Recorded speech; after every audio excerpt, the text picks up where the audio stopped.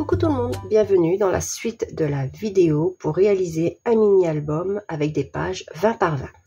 Nous avions fait la dernière fois la page numéro 1, donc il me reste toute la déco à faire et coller les papiers sur les anses de page et éventuellement sur un des deux côtés de la pâte de collage, notamment la première, parce que celle-ci ne se verra pas.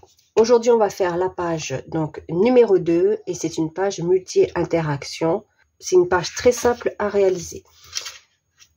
Toutes mes pages vont être des pochettes. De ce fait, j'ai besoin d'une pochette. Donc pour la pochette, alors comme je fais sur des feuilles A4, j'ai besoin de deux petites languettes. Et aussi parce que je découpe avec ma machine Silhouette. Donc pour rappel, les fichiers de découpe Silhouette et SVG sont en boutique. Si vous le faites à la main, vous avez uniquement à regarder la vidéo. Donc nous avons besoin d'un papier de 21 par 20 cm de haut et un pli à 1 cm. Nous avons besoin de deux languettes de 20 cm par 2 cm avec un pli à 1 cm. Et vous les bisotez, vous bisotez à chaque fois. Les deux côtés pour les petites languettes et ici. Nous aurons aussi besoin de chutes de cartonnelle, donc il faut qu'il fasse moins d'1 centimètre ici. C'est pour ensuite venir mettre ici pour éviter que notre pochette ne s'affaisse trop, car souvent quand on fait beaucoup d'interactions par-dessus, c'est-à-dire que sur la page, il y a du poids et on a parfois du mal à insérer et enlever la carte. Donc, nous aurons besoin par la suite de ceci. Je vais travailler sur ma pochette. Je la collerai après. Ici, j'ai fait déjà la carte qui va venir rentrer à l'intérieur et elle dépasse légèrement. En hauteur, bien sûr, il faut qu'elle fasse moins de 20 cm car il y a les cartonnettes. Donc ici, j'ai pris 18 cm. C'est pour ça que je vous ai dit de prendre moins d'1 centimètre pour ceci, de manière à pouvoir faire entrer la carte correctement. Et s'il faut, je viendrai ajuster mes chutes, parce que là j'ai pris des chutes, vous voyez, il y en a une un peu plus grande que l'autre. Donc je prends la base qui va me servir pour la pochette tout à l'heure. Donc ici, on a du 20 par 20, ici c'est la pâte de collage. Donc, on fait attention de bien mettre la pâte de collage sur notre droite pour le sens de notre page. Ensuite, on va venir mettre des rabats. Alors, nous avons un premier rabat qui vient sur la droite de 13 cm par 20 cm avec un pli à 1 et à 1,5. Donc 1 cm, on va les biseauter pour faire la pâte de collage et il nous reste 0,5 ici d'aisance de page ou de gousset, de petites tranches. Vous pouvez prendre une perforatrice de bordure si vous le souhaitez pour faire les angles. Donc je me mets bien du côté où il y a la pâte de collage de la pochette. Nous aurons besoin d'un autre rabat. Cette fois-ci, il va mesurer 28 cm par 20 cm de haut. On va faire un pli sur notre gauche de 1 cm et de 1,5 cm. Donc, pâte de collage, aisance de page. Et en partant de ce côté, on fait 13 cm et 13,3. De manière à ce qu'on ait ici 13,2. Ou alors, vous faites 1,5, 1,2. 1,5, 0,5, 13,2, 0,3. Là, on a 13, là, on a 13,2, là, on a 0,3, 0,5, 1 cm. Et on va venir coller de l'autre côté. Donc, toujours bord à bord.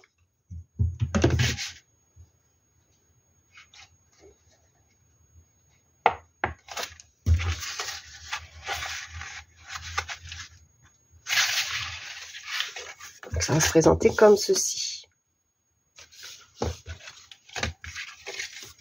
L'ensemble va être aimanté pour que ça tienne bien. Donc, je vais placer tout de suite mon aimant en faisant attention de ne pas écraser mes petites tranches. Je vais le coller ici pour être sûr de ne pas être trop près du bord.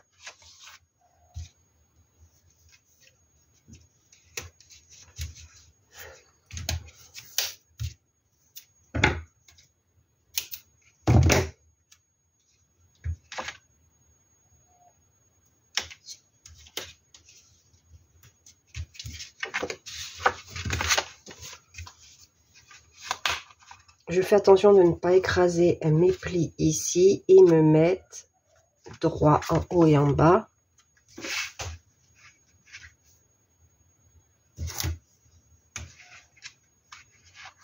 Mes aimants sont bien forts.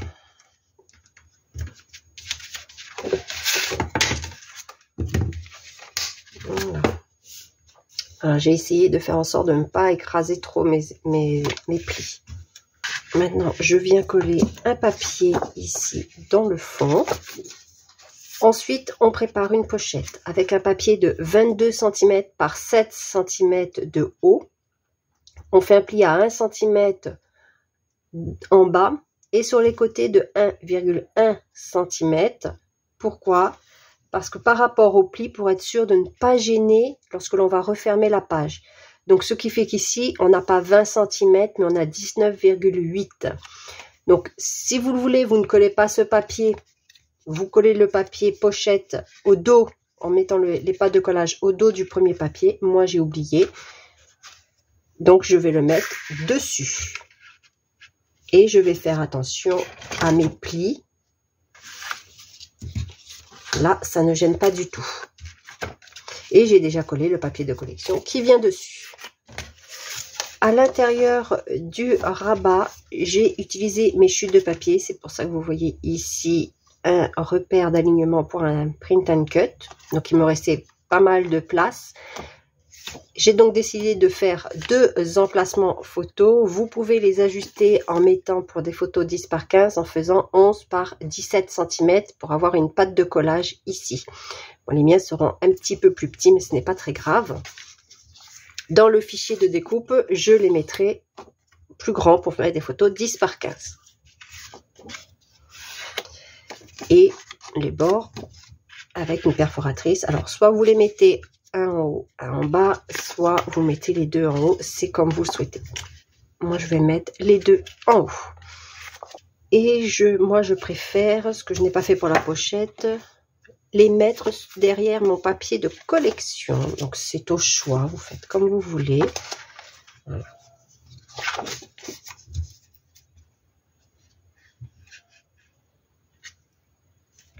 Si vous le souhaitez, vous pouvez en mettre un en bas, un en haut. De par les goussets, c'est tout à fait faisable. Moi, je n'en ai que 2. Donc, vous pouvez vraiment multiplier le nombre de rabats que vous voulez mettre. Ou éventuellement en mettre un aussi dans ce sens, mais ça fait ouvrir encore l'album très long.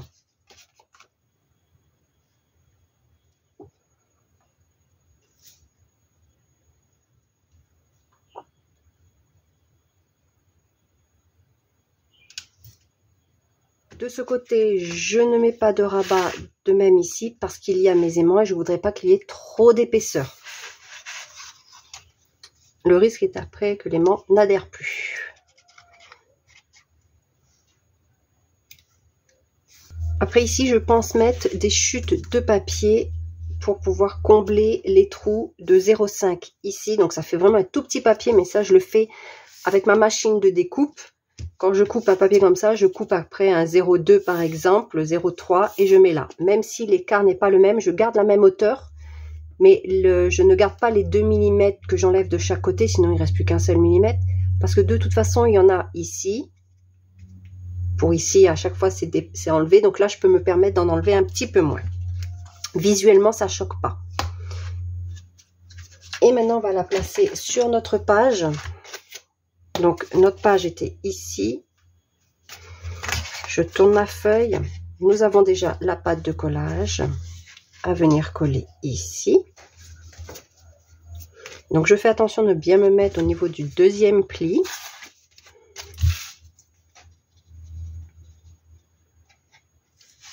vais attendre que ce soit sec, il n'y a pas pour longtemps. C'est juste pour être sûr que quand je vais l'ouvrir, de par le gousset, parce qu'après de toute façon il ne s'ouvrira pas, ça ne soulève pas trop mon papier et déplace. Donc 2 petites secondes que ça sèche. Pendant ce temps, je vais ajuster ici mes petites languettes.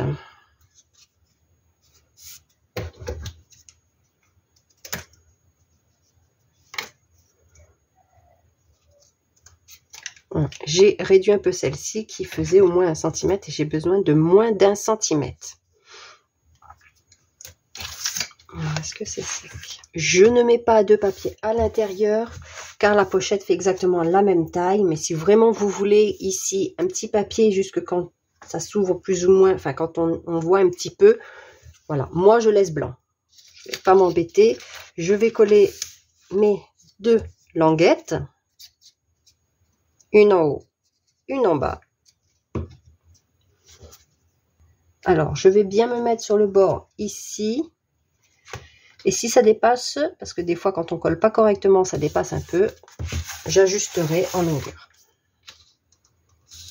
Et en fait, je vais venir mettre mes petits cartons ici. Simplement, quand je vais mettre après ma pochette, elle soit légèrement surélevée. Donc, la languette ici, il va y avoir comme un double pli qui va se former, ce n'est pas grave. Le papier est surtout fait pour venir cacher aussi ce carton.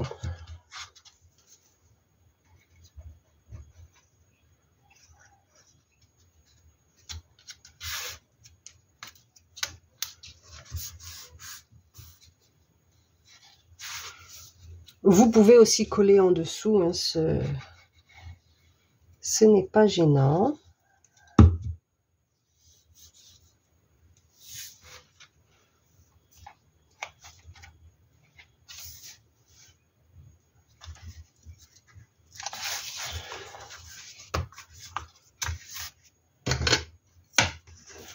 Vous voyez, on a ce tout petit écart qui se forme, qui permet normalement de pouvoir insérer notre carte beaucoup plus facilement.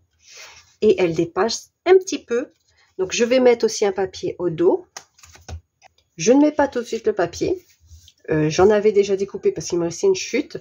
Ce que je vais faire, c'est peut-être les mettre tout à la fin pour pouvoir, sur ma machine, les mettre à suivre. Comme ça, je saurai exactement où les mettre une fois que mon album sera placé. J'espère que cette petite page vous a plu. Comme vous avez pu voir, c'est une page vraiment très très simple à réaliser avec plein d'interactions, d'emplacements photos si on le souhaite. Moi, je vais continuer à faire la décoration de cette page et on se retrouve pour la page numéro 3. À bientôt, bye bye!